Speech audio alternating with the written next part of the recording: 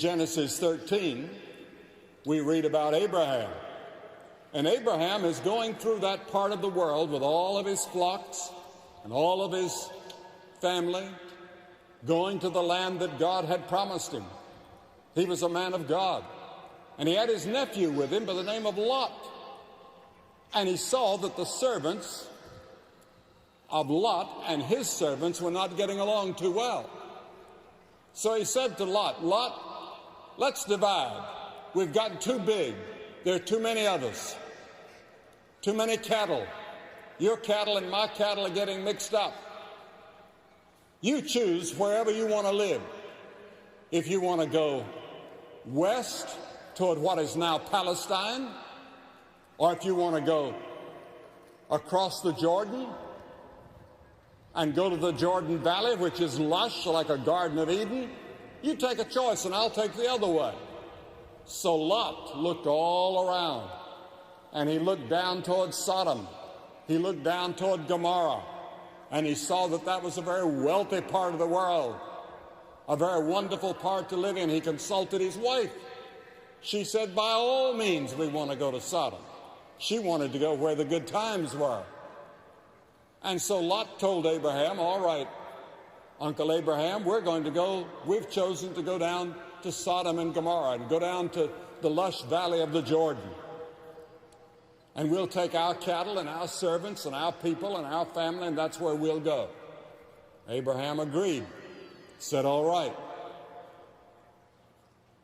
The Dead Sea was surrounded in that time. It was no Dead Sea, of course, but at that time it was a lush, unbelievably lush part of the world.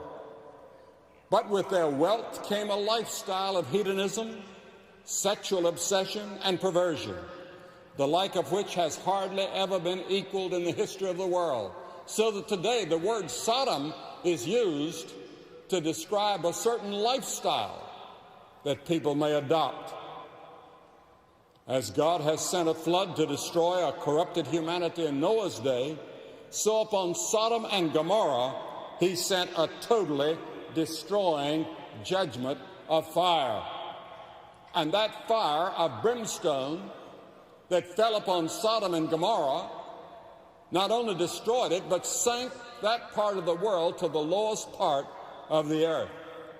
Now, what were the sins of Sodom? Why did God allow that judgment to fall? The first sin that they had was false security. They were secure. And we today have a security behind our oceans and behind our military power. President Yeltsin has stated that the whole world could be standing unknowingly on the edge of an abyss. And you saw in your papers this morning the problems they're having in Russia right now, in the government.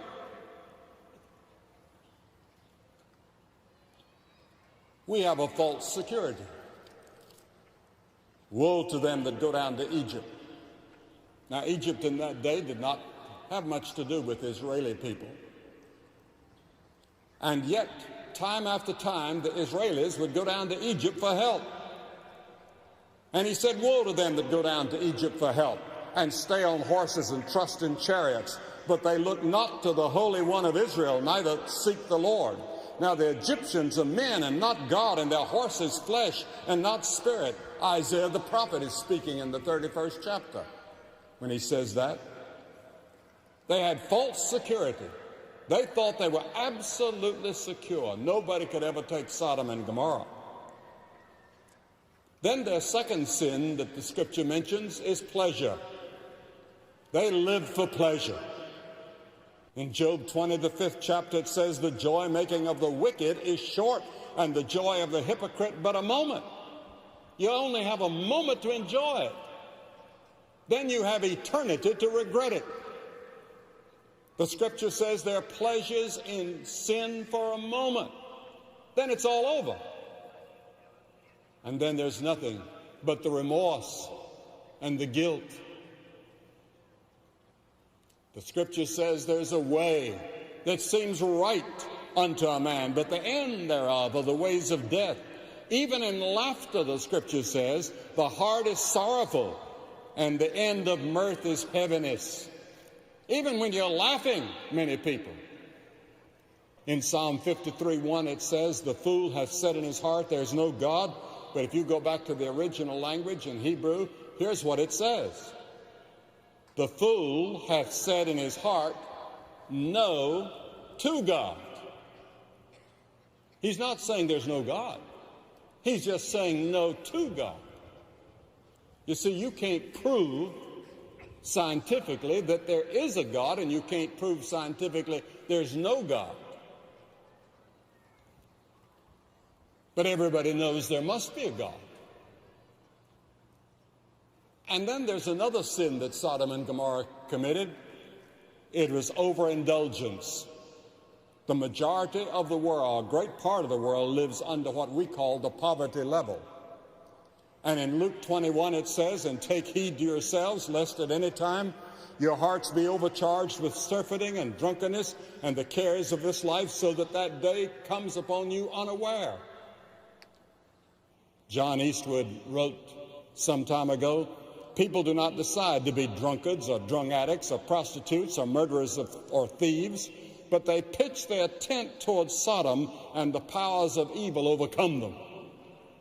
And how many of us are like that? We pitch our tent towards Sodom. We sort of live half in Sodom and half with Abraham. We sort of enjoy Sodom. We long for the things that Sodom has. We'd like to have the fun and the pleasure we imagine that they're having. We'd like to have all that money. But the powers of evil will overcome you, and you will die before your time and be lost from God.